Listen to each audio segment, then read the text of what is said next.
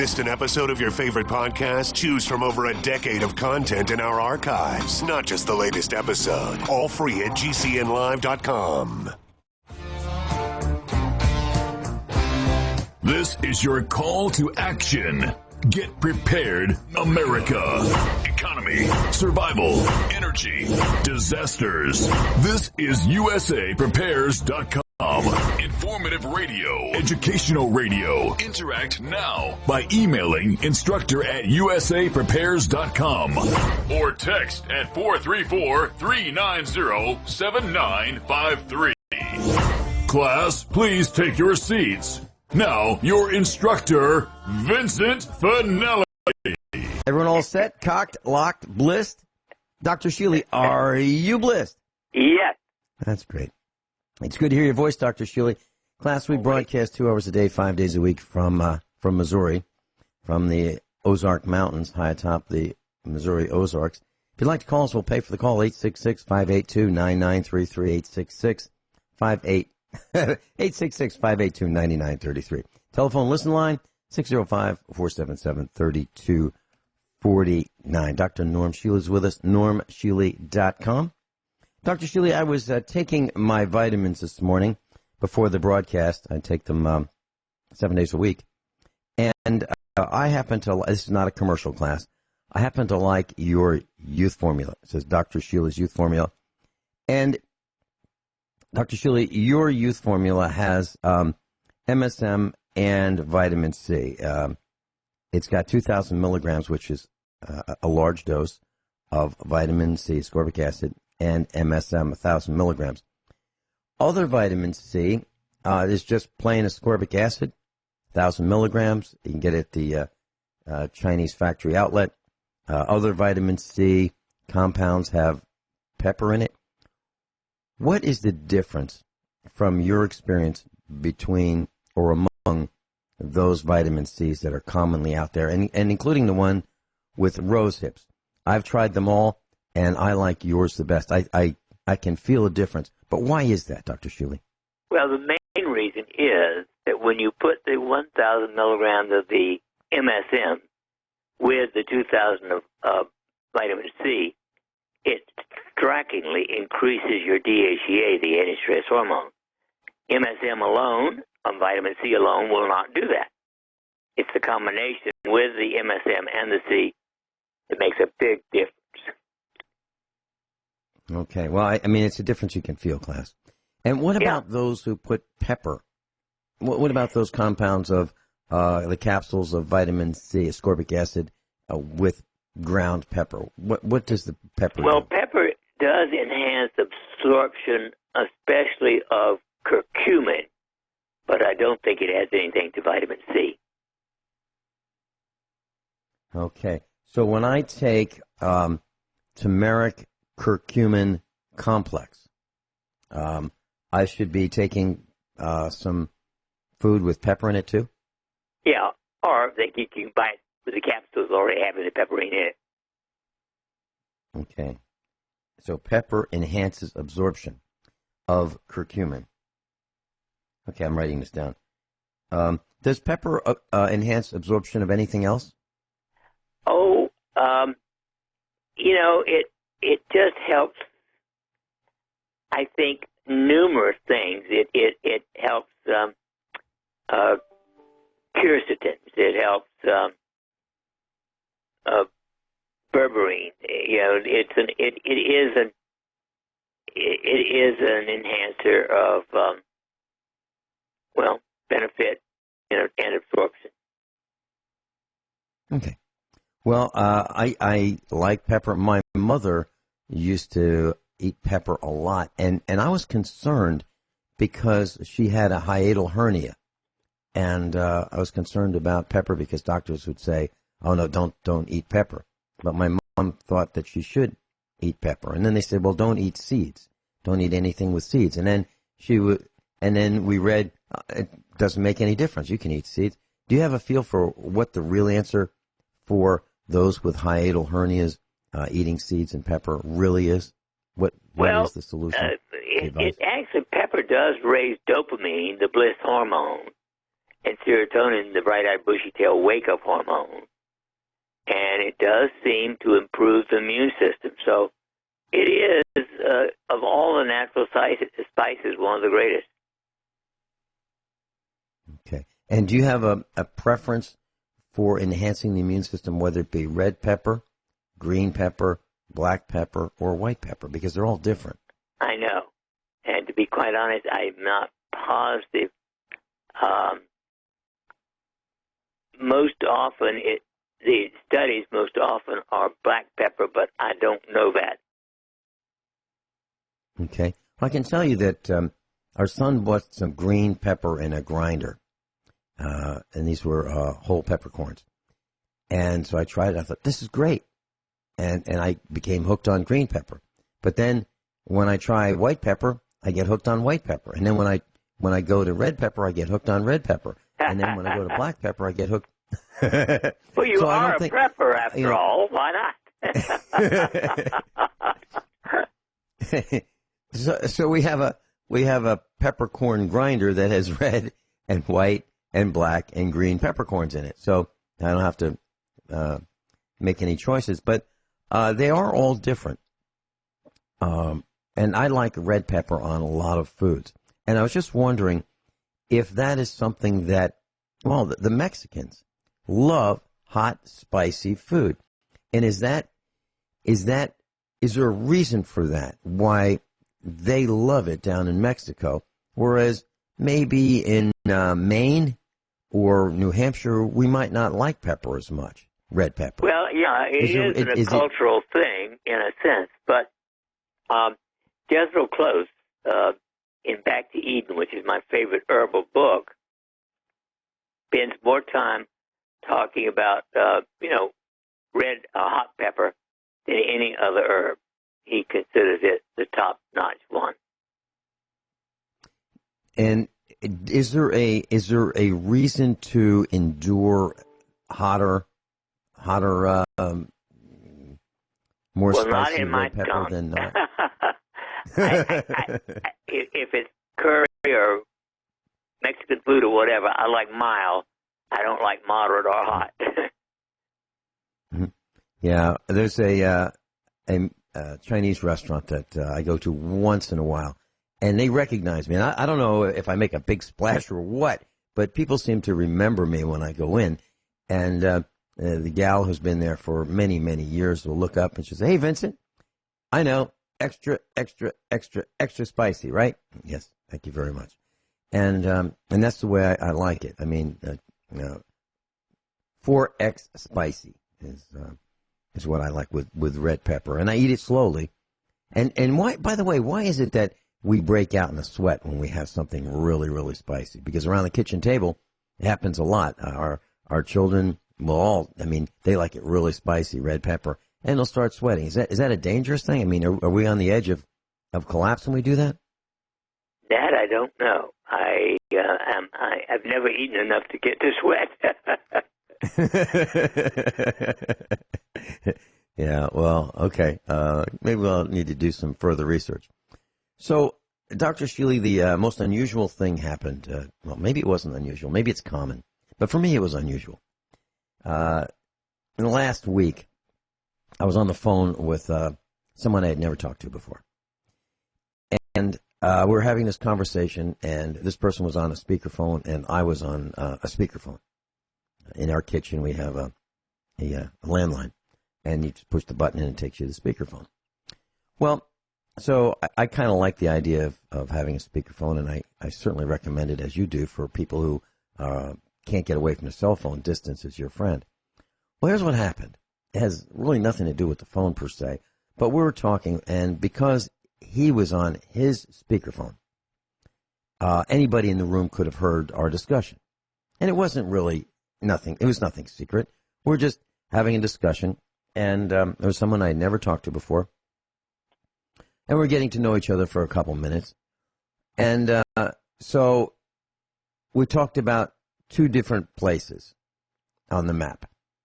And he asked me how far one was from the other. And I said, about 3 hours. So he said, "Hey, Google, how far is it from point A to point B? And he named those 2 points. And faster than I could run over to a keyboard in the kitchen and type in distance, comma, point A, comma, point B, Google responded in a voice saying how far it was in miles and time. Now, what I'm saying is this person had the Google Assistant running in his home 24 hours a day, listening for the keyword, hey, Google, and then processing in his voice whatever he said. And it was absolutely accurate. It was easy to understand. It was not a hard-to-understand machine response from Google. It was crystal clear. And what I'm saying, Dr. Shealy, is I've read that 20% of the homes in the United States, maybe even 25% now, have these AI assistants to answer your questions, turn on your lights, turn off your lights, raise your thermostat, lock your doors, turn on your surveillance camera, whatever it is, Wi-Fi, play music. I mean, all those very difficult things for us to accomplish, like playing music and, listening. And that is all going out to the internet, being stored, listened to by second parties, third parties, fourth, fifth, sixth parties, who knows where. And yet, people are doing it. And it's not like they're being paid X dollars to study this. They are literally buying it themselves for their own invasion of their own homes. The reason I'm mentioning this is I think it is really serious. I think it's of enormous concern. And I frankly don't like it because I don't know where it all is. And I don't want to be part of it, but yet I don't know if I'm part of it because I don't know who has it. Any comments? Well, my comment is, in today's world, nothing is safe. So the reason I'm mentioning this to you is I have a belief. Now, I can't prove any of this, but I have a belief that if you are in a private medical consultation, and I was at your office last week, and you were on a medical consultation. Your office door was closed, as it should be, to keep private the information between you and your client. I stopped by and I could see your door was closed, so I just said, I'll just come back another day and say hi to Dr. Shealy. I owe him a hug, but I'll be back in another day. And so I talked to your assistant. I talked to Lacey, and so what I'm saying is you are conducting your business as you should privately in your office. It's not for anybody in the waiting room to hear. It's not for any assistants to hear. It's just for you and your patient. But your patient may have a Google Assistant or Amazon. I never thought of it. Well, that's why I'm mentioning it. Oh, because, my. Oh, yeah. We'll talk a little bit more about this when we come back with Dr. Norm Shealy, medical doctor, surgeon of the year, author, Native American medicine man, and farmer.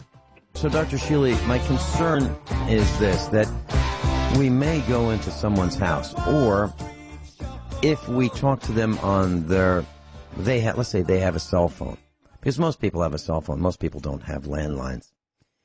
So we give them a call, or they call us, and we can kind of tell there's a little bit of an echo in there, and when we receive their, through our receiver, that they're using their speakerphone. But they've got an automated assistant, whether it be Amazon or Google or Microsoft or whatever it might be. And these things are connected with Wi-Fi through, to the smart televisions with cameras in them. And the smart televisions have microphones in them. So instead of just us looking at a television screen, the new smart televisions are looking back at us. They're connected through Wi-Fi. And that information of what's happening in our, let's say, our living room, our dining room, our kitchen, wherever it may be, is being sent back to Amazon or Microsoft or Google and other parties who pay for that information. So the smart televisions, the smart toilets, yes, there are smart toilets now. You can talk to your toilet. And Yeah. Oh, I'm serious. They're $7,000 a piece. But they're, Dr. Shealy, they're really cool because at the base, you can tell it what color lights. So if you want like mood lighting, you want like violet or, teal, or if you want it to match your decor, the base of your toilet. I guess I just am not artistic enough. I am not kidding. So, you've got, now some people have plenty of time there and they want to make that time useful. And so we've got the smart appliances as well, the countertop appliances. We have combination refrigerator freezers with television screens, so you won't miss anything. So if you turn, oh yeah, and your smart refrigerators can tell you when to order things because they know when you're low, and your smart thermostat and your smart door locks and we haven't even gotten to your computer, right? So this is what's happening, and so the word of advice to the class is, you may think that you're having a private conversation with your doctor, your lawyer, your psychiatrist, your friends, your boyfriend, your girlfriend, whomever it may be, your wife, your aunts, uncles, cousins, nephews, nieces. They may have one of these devices. You may think it's private, but it may not be. And these devices and their recordings can be used to ensnare people. What happens if someone says, "Oh, geez, I can't believe I didn't mean it. I didn't mean it." It just happened. And let's say it was a crime they're talking about. And now you know about it. Now what? And it's been recorded. You know about it. And you haven't reported it to the police. Now what? So you know about it, but you don't know if anyone else knows about it, but your call has been recorded. These are dilemmas that we haven't even thought about. So I just wanted to share those thoughts with our class. Any comments, Dr. Shealy? I mean, this is, when I talk to somebody, like let's say I were at a gun show, and there's a guy selling a rifle. Let's say it's a shotgun, and I'm thinking, boy, yeah, that's kind of nice. I should consider buying that. And let's say it's $400 or $300, and I say, are you selling that? And he goes, yeah. I go, okay. Well, may I see it? Sure. Okay. That's kind of nice. How much are you asking for it? $300. Okay. Well, I think I'd like to buy it, but let me ask you this: are you a resident of Missouri? Oh yeah. Okay. Well, I am too. Is there any reason why it would not be legal for me to buy this from you? Is there any reason that I don't know about? No. No, it's perfectly legal. It's my personal shotgun, and I'm selling it because I don't need it anymore. I want a bigger one, a shorter one, a fatter one, a longer one, a skinnier one, a lighter one that's not made with wood, one that is made with wood, whatever the reason is. Okay, so there's no reason why I cannot legally buy this. Are you a resident of Missouri? Yeah, I am. Okay, so no, it's good. Okay, and then I'll buy it. But now, what about all that being recorded? See, I do things on the up and up, but you don't know if your calls are being recorded anymore, because you don't know who has these devices. So I always ask, is this call being recorded? We'll be right back. Dr. Norm Shealy's with us. Dr. Shealy, so just to wrap this discussion up about the secret spying or this invasive spying that people are buying, not even thinking about it, I talked to the individual about this on the phone. I said, just one more question. Are you concerned about this at all, that this thing that you have is listening into everything that you're saying and doing and so forth at your home? And he said, no, I don't care about that. So I just wanted to say that this is someone I've never met before. I have never seen him in person. And I have a feeling that this is probably the common response. That, no, I don't care. I'm not doing anything that I'm worried about, so it's okay if they listen in. Now, in my house, I'm not doing anything that is illegal, but I don't want them listening in anyway, because I think it's an invasion of privacy. Any comments, thoughts, concerns from you, Dr. Shealy, about what I've mentioned? Well, I don't like it. I think, tapping into recording and sharing private conversations is at best immoral and sometimes illegal, but I don't know how to stop it any more than I know how to stop 5G and other crap. And I think from everything I know, our government, according to some people, our government actually is recording every phone call that comes out. And here's how it goes. I did some research about this particular topic many years ago. And so if you say to a telephone provider, one of the big ones, you say, are you selling our phone call information, our texts, our emails to the government? No. And that's absolutely true. Are you giving them our phone calls? No. And that's absolutely true. But here's what they do. If you go to that telephone switch building, that big nondescript building that houses the switching gear for telephone calls, what happens is there is a Y connector, okay? And the traffic goes two directions. One is to the telephone company, the other is to the government. So it's being split. And it's not like some goes one direction and some goes the other. All of it gets split, and all of it goes both directions. So all of it goes to the government, all of it goes to the telephone company. And are you giving? Are you guys doing it? No. No, it happens before it gets even switched. So what I'm saying is, they can deny it and say they're not doing it, but in fact, the government is getting all of it. So yes, all of our telephone calls are being recorded, all of them. And there was a guy I wanted to put on the radio. He wrote a program for emails. It's called Flagger, Flagger. And there are certain words that will flag your email. If you're to talk about, terrorism or, specifics of terrorism or certain words that raise the eyebrows of the government. Well, this guy wrote a program that grabs a lexicon of all these words. And it grabs at random a bunch of them and throws them into your email at the end. So, your email I could say, Dr. Shealy, I'd like to come over and, next week, what would be a good day? And you could say, you could pick a day, and I could say, great, I'll see you then. Okay. But those emails could be appended with words that would flag the agencies of the government to specifically look at your email. And his thought was that if so many people did that, it would overwhelm the system, and they wouldn't be able to figure out what to do, because there'd be millions and millions and millions, if not billions of emails with flagged words.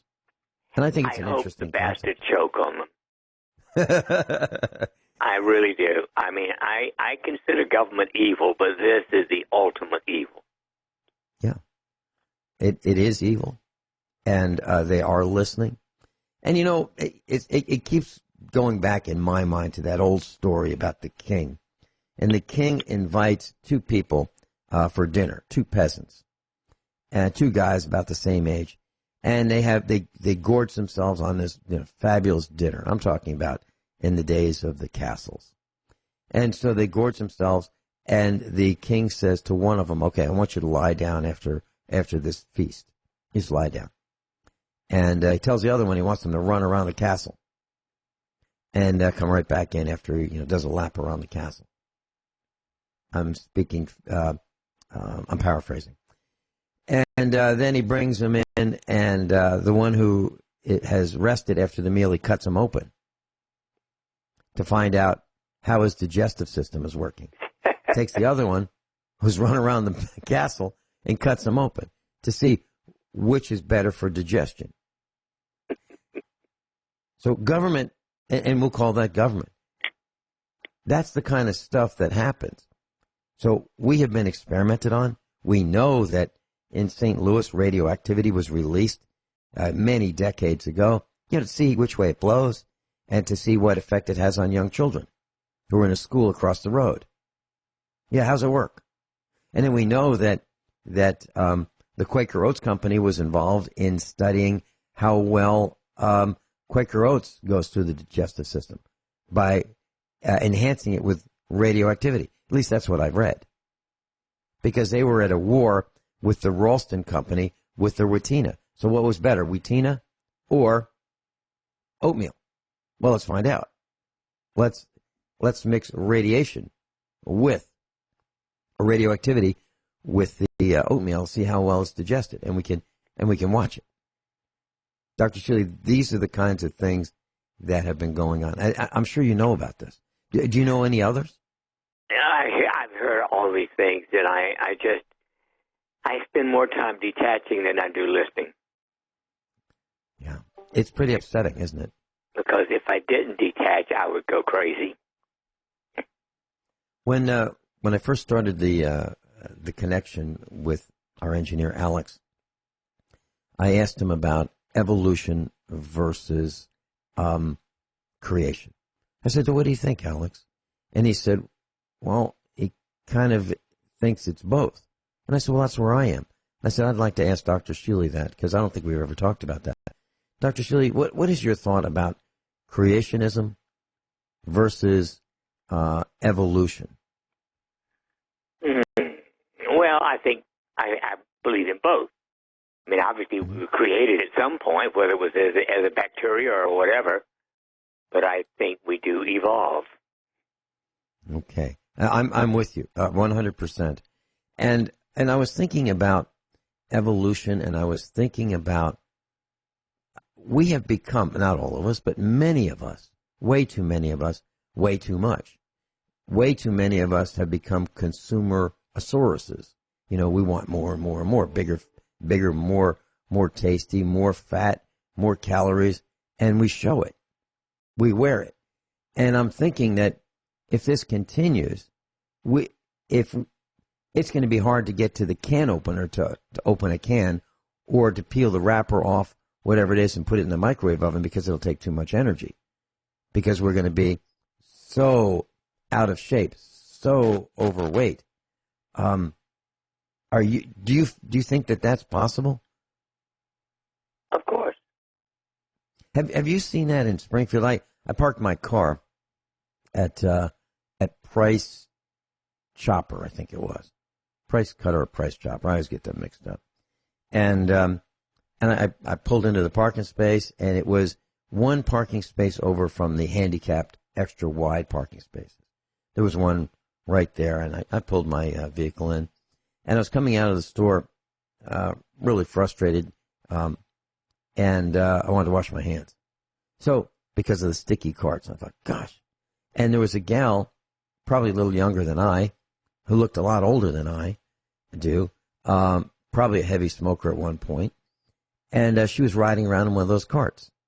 Now, I'm thinking that it'd probably be better if she didn't ride around in that cart, the electric cart, push the shopping cart like everybody else does, if she could. And I believe she could, because she was driving a car. And she could walk from leaving the electric cart at the cart return to her car. That was okay. She could do that. As we become more dependent on these gadgets to think for us, to do things for us, to haul our butts around, does it seem that we're going to become less capable of thinking and moving and pretty much everything else, and we're just going to be like a ball of jelly? And thanks to the government at all levels, that's being done in another way, and that's with fluoride. Fluoride decreases IQ. That is intelligence. That is learning ability. That is creative.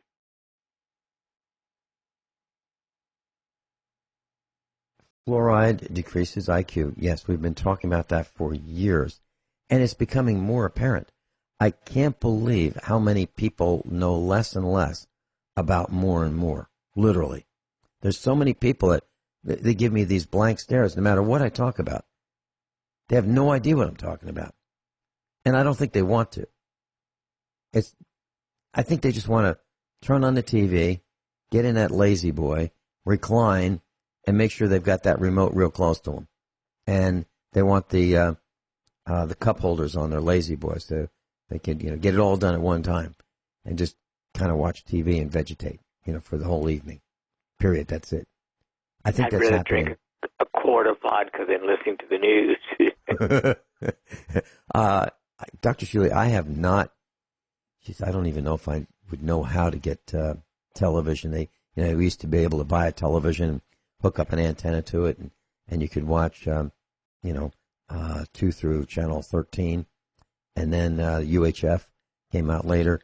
Now the government's given away that band for television, so now you need a digital converter box, or you need to have a smart television or a new television in order to watch television. I haven't watched television since they've done that, and it's probably, I'll bet you I haven't watched television in 20 years. I mean, over-the-air television. We've got a television, but I don't. I watch whatever we want to watch, based on a DVD or maybe something on Netflix that we think is, of value. But we don't watch television. I can't imagine. I can't imagine watching television. And heck, plenty of commercials. Too many commercials. I've been doing a lot of reading. How about you? Well, I strongly prefer reading, but I prefer nothing compared to television. Dr. Shealy, when you read, do you read every word or do you speed read? I am a speed reader. This is 1961. I took the Evelyn Woods course, and I really much prefer to read that way. And can I ask how many words per minute can you read with Evelyn Woods? 1,000. I took the same. How many? 1,000. 1,000. Pretty darn good. Dr. Shealy, and I'll be right back. And I'll tell you about how well I did at Evelyn Woods reading dynamics back in the 60s. We'll be right back. Class Dr. Norman Shealy's with us, normshealy.com, NORMSHEALY.com. Mark in Illinois, I'll be with you in just a second. I wanted to finish up what I mentioned about Evelyn Woods reading dynamics. I took that class back in the 1960s, and I was really dyslexic. I had just the toughest time reading. The words were jumping around on a page. My elementary school teachers thought I was retarded because I just couldn't keep up with the rest of the class. And I would get these pink strips of paper, and I would put them under the sentence I was trying to read in a book, and I would move the pink or blue strip lower and lower with each line, and I would just try to keep those words from jumping around in my mind, and I couldn't do it. It was really, really tough. But what I did do was I loved catalogs. My first choice was the Lafayette Radio and Electronics catalogs, and Popular Science and Popular Mechanics. I'd read them, and I could force myself to keep the words from jumping around more. Yeah, I could keep them more in place, and still they jump around. So I think I'm still dyslexic. But so I went to Evelyn Wood reading dynamics, and I was reading maybe 100 to 200 words a minute when I started. And with the help of that class, I was reading. And I know, Dr. Shealy, you said 1,000 words a minute. That's what you read now. But I was reading 2,000 words a minute. Now, let me explain this. Well, yeah, but no, don't get excited. I was reading 100 to 200 words a minute with really excellent comprehension. Oh, well, I had good comprehension at 1,000, yeah. Yeah, and then I was up to 2,000 words a minute with zero comprehension. So I'm back to below 1,000 words a minute. I don't know what the number is. I haven't checked, but I read more slowly when I need to get the content, and I read faster when I think I just want to skim or survey. But you got to watch out for those words like not and always and never, because you may get the meaning exactly wrong.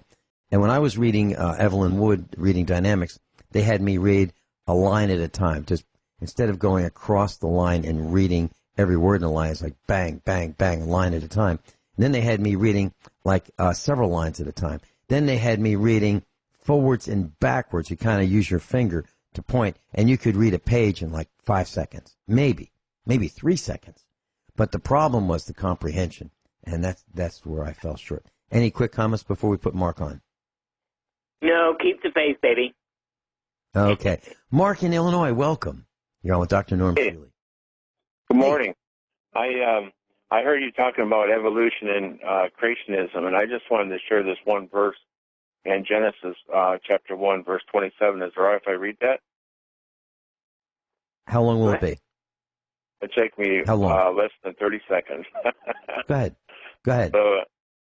So God created man in his own image. In the image of God, he created him male and female. He created them. And so, I mean, by the word alone, the word of God, that we were created, human beings, we were created in the image of God. So there is no evolution. But the world was destroyed in Genesis chapter 1, verse 1. It talks about destruction. If you go to Jeremiah chapter 4, the earth was destroyed by some type of mass extinction level event that happened, and God started all over with the first man, Adam, which Adam is a Hebrew. And if you go to the book of Luke, you'll find out the genealogy of Christ began with Adam. So there were other races upon the earth at that time. But God created all men in his image and the image of God. And if you understand, if you believe the word of God, then there are no other humans out there anywhere in this universe or this galaxies. This planet is very unique because it's the only planet that sustains the image of God, man. Dr. Shealy, do you have any comments? I do. It would take me all day, so I'm not going to. Okay. Well, let me just ask Mark a couple questions. So God created man in the image of God. Is that correct? Yeah, that's correct. Okay. So does God ever make mistakes? No, God cannot lie. No, I didn't ask if he could lie or not. Can he make mistakes? Well, no, he can't make mistakes because that's why he's all truth. Because that's why he cannot lie, because he's all truth. Okay. What about some of his creation, like Adolf Hitler? Was that a mistake? No, actually, God creates evil. All right. What about homosexuals? God gives people a choice to choose. You read Romans chapter 1 and chapter 2. Okay. Who wrote the Bible? Men of God that were filled with the Holy Spirit. So man wrote the Bible, and I believe you said that God, the earth was destroyed and God started over again. Why did he start over again if he doesn't make mistakes? Well, man made a mistake. Man chose to rebel against God. Okay. And so God destroyed the earth and started over again. Yeah, well, that's the consequences of transgression of the law, is destruction. Okay, do you want to hold through the break? Hour number 2 of USA Prepares. Dr. Norman Shealy's with us, medical doctor. We're talking about all kinds of things this morning. Hour number 1. Hour number 2, I asked Dr. Shealy about creationism versus evolution. Mark called in. Mark in Illinois is with us, and he's weighing in. A couple quick questions from Mark. I believe you were saying something like there are no other humans in the universe, nowhere else. Is that correct, Mark? Mark, you there? Do we lose Mark? Oh, jeez. Okay. Well, I don't know what happened to Mark. Mark, you there? Okay. Well, Vince, I do want to say one thing. Sure. To deny evolution is ignoring the very foundation of science. We know within a few years sometimes organisms can adapt, and that is evolution. We can develop new enzymes. We can lose enzymes. And bacteria can adapt from being non-malignant to malignant, and they can adapt and evolve to be non-responsive to antibiotics. All of that is part, to me, of evolution, and it's on the run all the time. Yeah. The Bible says nothing about it one way or the other. Well, it's clear. It's absolutely crystal clear to me that if you look at, worms, there are different kinds of worms, and they've evolved based on the soil types. If you look at birds, they've evolved their coloring based on their surroundings, their environment. Cats, the same thing. Dogs, the same thing. And that's where I was going with what is going to happen to man as a result of eating more Cheetos, Doritos, potato chips. Well, that's not evolution. That's fat. Yeah, well, what I really meant was... No, I'm being facetious now. Right. So if we don't need to rip and tear, we don't need jaws as strong, and our jaws are getting weaker and weaker and weaker as a result of, you don't have to do too much to chew a hot dog or French fries or a McDonald's hamburger. I mean, it's almost pre-digested. I mean, well, if it could be digested, it would be pre-digested. But, I mean, you don't have to work too hard compared to what we used to have to do to tear and rip meat and chew it. Kind of like chewing leather before. Now, it's mush. So I'm seeing that our jaws are getting weaker. I'm seeing that man is getting weaker. And, I know a guy who said, at his job, the heaviest thing he lifts is a pencil. And that's true. So let me just see if Mark is here. Mark, are you there? Hey, Mark? Mark, it says in Genesis chapter 1, verse 11, it says, God said, let the earth bring forth vegetation, the herb yielding seed after its own kind. So all seed, whether it's the seed of mammals, the seed of animals, the seed of any type of aquamarine life, all seed produces after its own kind, except for genetically modified organisms. So that is what man has done to corrupt the world, just like he did in the beginning when God had to destroy the earth. But if you look at Romans chapter 2, it says, but to those who are stubborn and do not obey the truth, the Torah and the prophets, but obey lawlessness, he will render indignation and the wrath of God. And so I hope that may answer some of your questions. Well, I've got a couple more. So are you saying that did I understand you to say that there are no other humans anywhere in the universe, just us? There are no, because the prophets would reveal that in the scriptures. The Hebrew prophets had all the insight of the mind of Christ, the mind of God, and they wrote all these things down, and there's nowhere in the scriptures that talk about alien life. These powers of darkness that fly around in IFOs, and we can identify them, are actually the spirits of the giants, and they can manifest and they can shapeshift.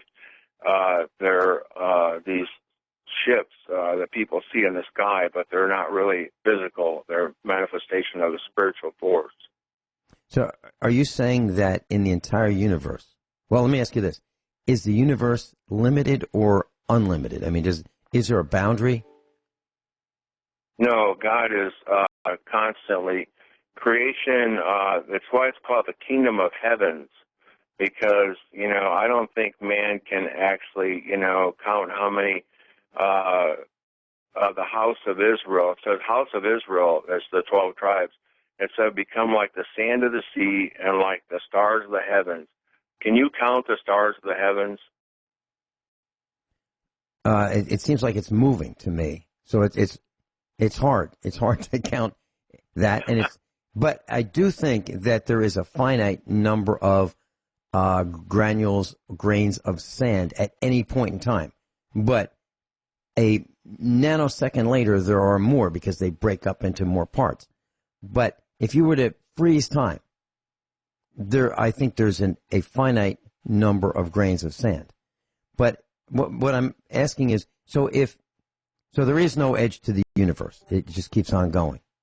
That's hard for me to understand. Both ways it's hard for me to understand. One, that it keeps on going, and two, that it's finite, and there's an edge. So what's on the other side of the edge? I mean, I don't know. I'm not smart enough. I'm not smart enough to figure this out. Even think about it. Well, I think it's beyond, it says the kingdom of heavens is beyond our comprehension. But we have to go back to Romans again, chapter 8. It talks about the sons of God. And as the Apostle Paul is talking about the sons of God, and he says the manifestation of the sons of God in the end of days. Well, who are the sons of God? They were people, they were spiritual beings with God before they became human beings upon the earth. And now that we have a human body that is flesh and blood, we're waiting for the resurrection. And so when the resurrection or the translation comes, the marriage supper of the Lamb, we're going to go back into being beings of light. Our bodies will no longer have blood in them, but we will be beings of light. We will have a flesh body, but no blood. What? Okay. Can God do anything? God operates within the boundaries of creation, the rules that He set up for creation. That's how He operates. Okay, so he cannot do anything. He can do a lot, but not anything. He can do anything according to His law, righteousness. He does not. Okay, are those laws governed by science? So, for example, if he wants to do something, he's going to have to figure out where he's going to get the energy from to do that, right? Well, that's what He did in the Exodus. He brought a comet, and the comet He used did scientific things that caused the rivers to turn red. It froze the sea when the Israelites crossed the sea. It was frozen. So He uses all of His creation, which is science, to do His signs and wonders for man. Okay, I get it. So he needs more energy, so he's going to go get some and bring it back from wherever he's got it stored. Okay, and I'm not being sacrilegious here. I'm just trying to apply science. No, okay, so He can move Mark, it through the heavens. He set things in motion before He ever created the heavens and the earth. So, these comets, before He ever created the heavens and the earth, He set these things in motion that they would show up at a certain year, at a certain time, a certain month, and a certain day. Are you a member of an organized religion, Mark? No, I don't go to church. I study the Word of God. I heard you also talking about reading, and, I've been blessed to be able to, I don't read a lot of words per minute, but I've been blessed to study the Word of God, and every time I go back and study, it's like one layer after another layer after another layer, and, meditation.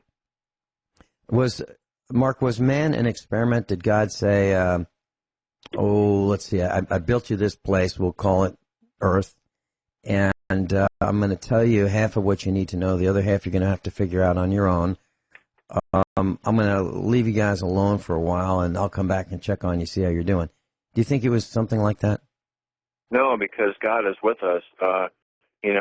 When we become born again, when we convert to the Hebrew Christian faith, we have the essence of God. We have the being of God within us, all the time. And as far as, God He's never away from us. He's always constantly, the kingdom of God is within you. That's what the Word of God says. Why is it that the church sells indulgences? Basically an indulgence was part of medieval Catholicism. And so, if you didn't do so well, your sins could be absolved by paying the church. What do you think about that? Well, that's a good question, and I have an answer. You go to the scriptures in 2 Thessalonians, chapter 3, 2 Thessalonians, and it talks about the indulgences, and it talks about, man's religion, but there was a religion before Roman Catholicism. There was Judaism, and Judaism was according to rabbinical law, which was the laws of man, not the Torah and the prophets. So man has always been trying to form his own system that's contrary to God's system. Dr. Shealy, what are your thoughts on what Mark is bringing up, or what I brought up? I don't like to discuss this. I think it's a waste of time. Okay. All right. Mark, hey, thanks so much for being with us. All right. Bye. Bye. Well, Dr. Shealy, I was just thinking about creation. Something had to start it, but my But I absolutely, positively believe in evolution. I really do. And I think, are you and I on the same page? Oh, yeah, I do too. Okay. So if we're in an environment where we have to lift heavier and heavier and things, our bodies evolve into being able to do that over time. And that's why I'm so concerned about, the Lay's potato chip company or the Fritos company, or, hey, we'll make more. And we're becoming fatter, lazier, dumber, stupider. We don't want to start. We don't want to finish. We don't even want to think about it. It's too much effort. And put all this together, I think we're doomed, Dr. Shealy, and I'm not exaggerating. I absolutely believe that the more people I meet, the more I realize we are not going to survive. Am I alone in that, do you think? No, it's not a question of whether, it's a question of when. Mm-hmm. Yeah. Nobody knows exactly when, but, to me, the evolution that's taken place in the last 50 years especially is all negative. Here's an example. Maybe we can talk about this when we come back from the break. So there's an article that says men who take small steps are 40% more likely to have ED because of weaker pelvic muscles. So we take smaller steps and we have ED, and then how do we reproduce? Add fluoride to that, and we're doomed. We'll be right back. So it looks like this article on Daily Mail says men who take small steps are 40% more likely to have erectile dysfunction because they have weaker pelvic muscles. Study measured the stride length of men and their foot height from the floor, and volunteers with smaller steps struggled with impotence more often. The researchers said pelvic muscle strength is linked to being able to maintain an erection. That's what this says. And I'm wondering if there's a lot of truth to this because we seem so weak. We shuffle along. We don't have activities that keep us strong physically. Well, the average person today sits all day, essentially. I mean, there's no standing even, let alone walking. Now, one of the reasons that I do 90 minutes of moderately vigorous exercise every morning is to use my legs so that I can, function better. And I agree. And here at the farm, if I want to get there, I'm not going to hop in a scooter because I can't. I mean, it's up and down stairs. It's up and down landings. It's up and down ladders. I just can't imagine a lifestyle that's there's different. An old adage, it seems to me, that works. Use it or lose it. Uh-huh. Well, a couple days ago, I was sitting in the kitchen. I was doing a little bit of computer research, and Mrs. Finelli asked me, what are you doing? And really, that was a polite way of saying, yo, you're supposed to be baling hay. What's the matter with you? And I said to her, I'm trying to decide what I like least. Getting up on the scaffolding 2 levels high and then climbing a ladder on top of that and spackling the ceiling where it's really, really hot and unbearable, or getting in the tractor where it's hard, dusty, and the sun's beating down on me and it's unbearable. I'm trying to figure out which one of these things I like least. And I was kind of kidding because I really needed to bale hay, so I just hopped on the tractor and started baling hay. But, there's so many people I think that would just say, I think I'm going to lie down till I don't have to decide which of these things I don't want to do. I think that's where we are. Boy, the call screen is all lit up, kind of like, wow, it's all brightly colored, unusually brightly colored. Robert in Kansas, welcome. Hey, good morning, Vincent and Dr. Shealy. Great show today. Thank you. I wanted to let you guys know that in all of scientific history, they have never been able to show one kind turning into another kind, ever. They can't prove it. They can't show it at all. And I do believe that if evolution was true, that we would have what's called intermediaries. meaning that, for instance, you have rats and you have lizards. Well, at some point, you would have what's called a lizard rat, let's say. Or maybe before the lizard rat, you'd have a fish lizard. Okay, and then eventually you get all the way up to the point where they're saying that monkeys turned into people. Well, people have a certain way about them, right? And at some point, if we were monkeys, we would start turning into people, and we would start doing what humans do. For instance, honoring our dead by, creating a space for them, protection for them, dig a grave for Dad and put a rock on top of it so the coyotes don't get it. But what you won't find anywhere is a bunch of monkey people graveyards. You won't find them anywhere all over the world because evolution is a lie. And it's one of the lies that the entire slave matrix is based on, to convince you of falsehood so they can control your consciousness, and then you'll serve them. So I hope that... Well, let's hear what Dr. Shealy has to say, because what we had been talking about is microevolution, meaning birds changing from their coloring, their size, their shape, over time changing. That's what we were talking about. We weren't talking about cats going to lizards and cats going to dogs and things like that. But what we were talking...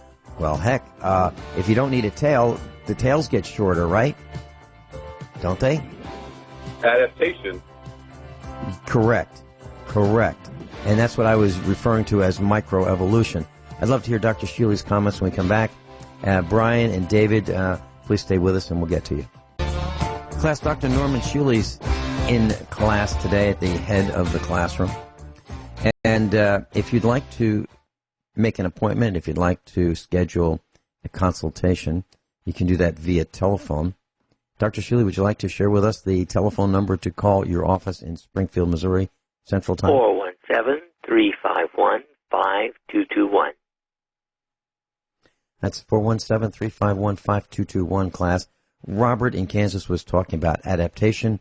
The term I used was microevolution. I'm thinking that they're probably synonyms. Dr. Shealy, any comment on that? Oh, I think there's only one question about the bigger field of evolution. Whatever happened to the longevity of Methuselah and his children? Apparently, at some point in history, people lived a long time. Now, according to Sitchin, that may have been related to, of course, interbreeding with the Nibiruans, but who supposedly live thousands of years on their planet Nibiru. Robert, any comments? Well, Vince, I just want to say it's understandable that you believe in evolution because most people do. That's what we're taught in school. But the purpose of school is to lie to you, to hide God. That is the purpose of why you go to school. They need you to think that you are an accident from a monkey spinning on a ball in a random space, because all that adds up to is no God. I'm not thinking that. Robert, I'm not thinking that. Just because those words came out of... Yeah, well, I did learn that in school, or I was exposed to that in school, let's say that. But that doesn't mean I believe it. There are a lot of things that I was told in school that I don't believe. Like we put some guys on top of a rocket, circled the moon, they landed, got off, walked around, got back on the capsule, blasted off, and landed in the ocean. I don't believe that either. Okay? So there are a lot of things I was exposed to, but a very good point. But I do believe that we are life is fine-tuning to its environment. I believe that is the case, and that can be worms, that can be plants, that can be the color of our cats, because we have some black cats, some tuxedo cats, some cats that have camouflage. And we have a Maine Coon cat that's camouflaged and is violent when he wants to be. So, I mean, they all have different temperaments. Robert, don't be a stranger. Please call again. I've got to... Hey, Vincent. Sure thing, Vince. I just want to say, if we had landed on the moon 50 years ago, there'd be hotels up there by now. Y'all have a good day. Thanks. No argument. No argument. That was Robert in Kansas. Brian in Wisconsin. Welcome. You're on with Dr. Norm Shealy, medical doctor. Hi, Vince. Hi, Dr. Shealy. Hi. I'm going to take you in a little different direction. I have a question, Dr. Shealy, about wound care. Something I did some years ago. I'm just wondering your thoughts on it. Vince has been talking about grid down situations a lot lately and what we need to do if we don't have access to medical service and the things we take for granted now. I had my male German Shepherd. She was about a year old. We were kind of roughhousing, playing around, grabbed onto my hand, snapped his head to the side, ripped open the palm of my hand from one side to the other. My wife, being RN, she wanted to, go to the emergency room, get stitched up. I had heard about cayenne pepper for wound treatment, so I had her pack it. We cleaned it out, packed it with cayenne pepper, and every day we redid that. And yes, it did hurt at the first time, excruciating pain. But after doing that for a few weeks, you can't even see there's no scar. So what are your thoughts on that for wound treatment? Since I've found out that there's certain wounds that you now want to pack it into, use that as a healing form of healing. So what are your thoughts on using cayenne pepper for wound treatment? Well, I don't know any scientific evidence of it having been used in people. I'm not opposed to experiments like that, obviously, but I am not aware of it having been tried. Interestingly, honey has been used, and that works unequivocally in helping to heal certain kinds of wounds, but I don't know about cayenne pepper. Yeah, what I had heard is it actually heals the wound from the inside out. So I don't know. It's something I thought I had heard about, and I thought I'd try, and it did work for me. So like saying that there's no scar. You can't see it all, the wound at all. There's no evidence of it. So. Well, I have read that too, Brian, in Wisconsin, that yes, cayenne pepper can be used for wound treatment, and it seems to help clot quickly. Is that what happened with you? Right. Yep. And there are a number of preparedness-minded books that the authors have researched these kinds of topics, and they're great. But I've got a caution, and the caution is, here's the problem. Let's say, and you did know about this in advance because you took care of it very quickly. But there are so many people who will buy these books and put them on the shelf and not read them and think that, I don't need to read that. I'll just, when I need it, I'll read it. I've got the book, so what the heck? Why read it? I disagree. And I think that you should have books like that. And you should read them, cover to cover to cover, and commit some of that to memory so that you know what to do in advance. And here's an example. I have assigned to this class absolute requirement, and I've never really done this, or haven't done it much, where most of the time I suggest, why don't you consider doing this homework assignment? This one is not a suggestion. This one is a requirement, and that is watching The Walking Dead. It's available on Netflix. And I believe it is a documentary on how people are going to behave and how violent people are going to behave in the presence of a massive, omnipresent, ever-present threat. And it could be disease. All right?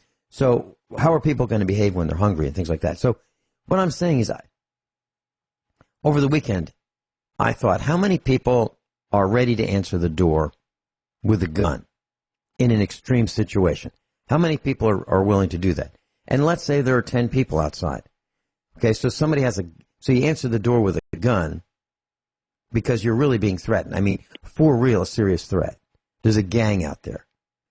How many cartridges do you have in that revolver? How many cartridges do you have in that automatic? Do you have another magazine with you? And do you have boxes of cartridges to refill the magazines or the revolver or the shotgun or the rifle? Or are you just going out with a loaded pistol or a loaded automatic? And that's it. Is that enough? And the answer is, I don't think so. So what I'm saying is, even the preparedness-minded people are not prepared. Hardly anybody's prepared for something like that. And I think it's a testament to you, Brian, that you have read and you knew exactly what to do before you were playing with your German Shepherd. That's brilliant. Dr. Shealy, any comments? Well, I did find, I've been looking, I'm going to PubMed now. I found some non-scientific articles on healing wounds with cayenne, but haven't found a scientific paper yet. How about for a heart attack? Isn't that something that, if someone's having a heart attack, cayenne pepper under the tongue, isn't that something that's suggested? Yeah, that's what I've heard about also, so, yep. So how much does cayenne pepper cost? Not much. How long does it keep? A long time. So does everybody have it? No. Why not? I don't know. We do. We even grow it. We even have it in the freezer. We even freeze it after we've grown it. So I think it's critical. And Dr. Shealy said it's one of the best peppers, right? Isn't that what you said, Dr. Shealy? Yeah. Yep. Very well said, Brian. Anything else you'd like to share with us? That should do it for now. I just thought I'd say get his Dr. Shealy's opinion on that. So. Yeah. Yep. Very good, class. Your homework, should you choose to look at this, is investigate cayenne pepper and see its uses for emergency medical treatment, should you not be able to get to the hospital. And if you watch The Walking Dead on Netflix, or if you buy the series, which we did, we bought it used. Joey bought it as well. And all of us are absolutely riveted by this. Not because of the horror, and it's a horror flick. Not because of the horror, but because it will absolutely, positively wake you up as to how humans behave in awful situations. The lack of trust is just immense. You really need to watch it. And if you have watched it, feel free to call in any one of our broadcasts during the week, and you can interrupt us. I want to know what you think of The Walking Dead. Have you seen it? And I've gotten comments that I can't watch it. You need to watch it. You need to force yourself to watch it, because if things go the way I think they're going to go, and you can't stomach this, you're not going to make it. It's as simple as that. Brian, thank you so much for being with us. Great. Thanks. Bye. Bye-bye. Here goes Brian. David in Illinois, welcome. Yes. How you doing? Yes, Dr. Shealy, you were saying something? Well, there's not a single scientific article in PubMed on the use of cayenne to heal wounds. So. Okay, so what is your opinion then, Dr. Shealy? You want to investigate it more? You want to try it? Well, I mean, I like somebody to break I want to know how safe it is, and I'd have to be certain before I would try it that it's safe, and I can't do that without finding some kind of article. So. Okay. Very good. David? Yeah, how you doing? Okay. Yeah, I did what, you said. I watched The Walking Dead, but I was going to mention something else first. You brought up about the people in society dumbing down, and I think it's like a reverse evolution we're going into now. I've seen the same things at the Walmarts we've been to. I've even seen a whole family on those scooters, all the way down to the kids. They're that lazy, and we got to the point now where you can't buy a box of anything without them having a cartoon basically on the back instead of words telling you how to get it out of the box. I mean, I can't believe it. For sure. Yeah, and do you ever think we were gonna go back to the days of people believing the Earth's flat? I mean, so I think we've already gotten past. Went to reverse, but but I did watch that Walking Dead. Now my grandparents lived through the recession. They had their own land and farm animals. They had a big problem where the people come from the city and were stealing their livestock. And instead of asking, hey, could we have some eggs, they would take the chicken. And they probably could have got more eggs if they kept coming back. Yeah. Stay with us, please, David.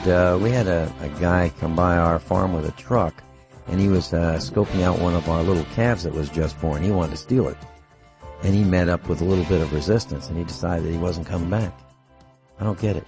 We'll be right back.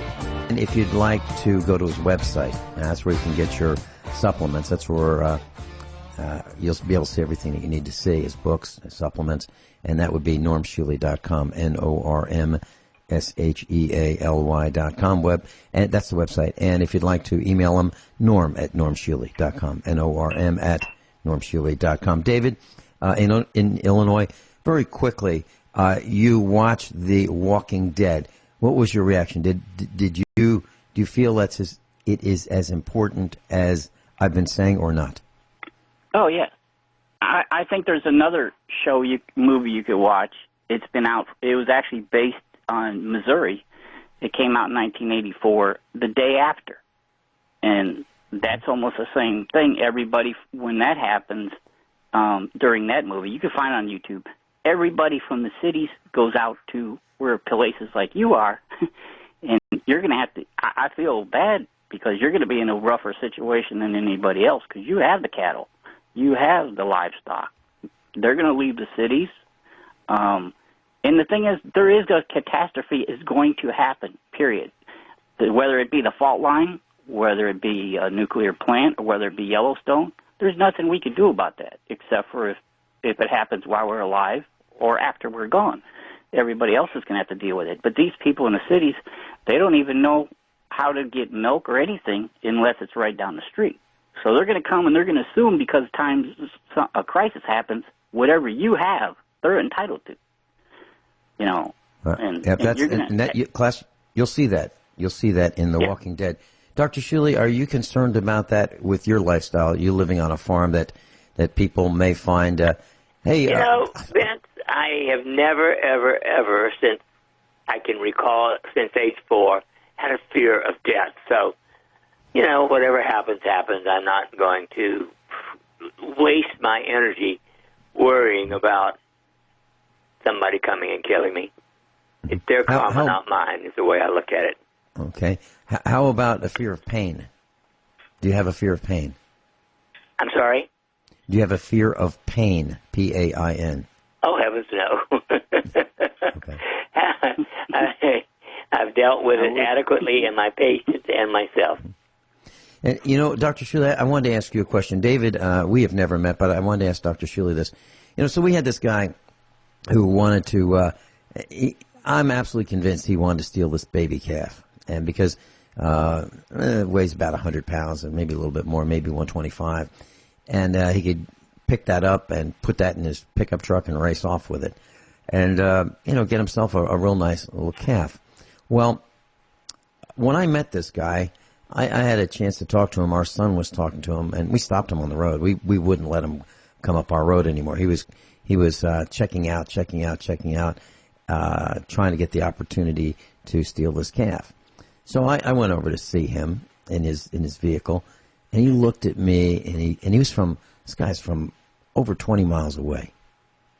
I asked him where he's from, and he looked at me. I never met him before. He said, "I heard about you.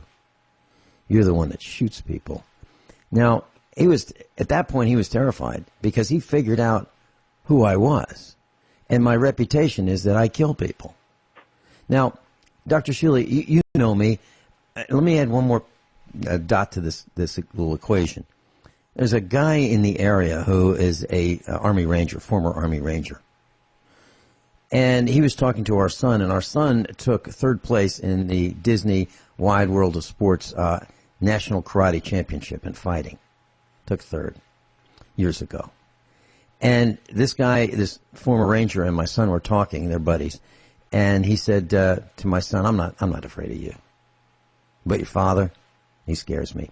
Dr. Shealy, is there something that I do? Is there a way that I tilt my head or comb my hair or something that that has people thinking that I'm a terror? Do you know of anything? Because I don't. No, of course not. You're the least terror I know of. Okay. I mean, come on.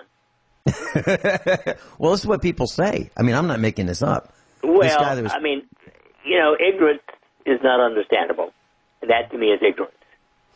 David, do you have this impression of me that I'm out of control? And no, I just think they know and they can sense that you'll do what needs to be done. Well, that is true. But that's not a terror. To me, that's just common sense. Now, I had a situation happen similar, like somebody trying to take your cow. In our area, they were stealing purebred dogs, and I would take my one German Shepherd for a walk and train them out in the woods and everything. And they tried to steal my dog from me, and they tried to sneak up, and he went for the guy's throat, took him down so fast, I didn't know what was going on. And them and the people in the car took off. But, I mean, who's going to come up and try to steal a German Shepherd from some guy? David, you know? David, if I remember correctly, there was a guy named John Wayne Gacy that was trying to steal David. Yeah. Yeah. That was, I still feel bad that kid helped us, and he's probably still missing to this day. David, you know, we'll have to get you to come on the air with me in a few weeks, okay? Dr. Shealy, thanks so much for being with us and sharing your wealth of medical knowledge. Always a pleasure. Have a good one. Thank you. NormShealy.com. David, thank you.